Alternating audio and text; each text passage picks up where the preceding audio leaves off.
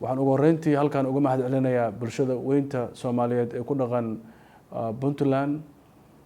waxaan uga mahad celinayaa sidii qurxooneed ee naloo soo dhaweeyay aniga iyo wafdigeyga oo muddo 5 cisho safar ku bixiyay dhammaan qaybaha kala duwan ee ka tirsan ama deegaanada ka tirsan Puntland gaar ahaan magaalada Garowe. waxaan mahad ballaaran u soo jeedinayaa isimada salaadiinta cuqaasha deegaanka Puntland oo si hagar la'aan ah ula kulmay wafdigeyga soo dhaweyn wanaagsan u muujiyay.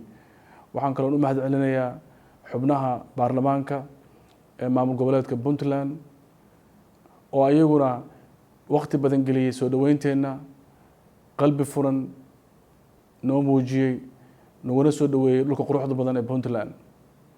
waxaan sidoo kale u mahad celinayaa ururada bulshada rayidka ah qaybahooda kala duwan xildhibaanada hadda u tartamaya xilka xildhibaannimada oo dhammaantood intooda badan la kulanay musharaxiinta madaxweynaha dowladda dhexe ee ku sugan deegaanka Puntland sidii sharafta leh ee noo soo dhaweeyeen oo la kulanay kala hadalnay xaaladda guud ee dalku marayo. safarku wuxuu ahaa safar aad loogu soo guuleystay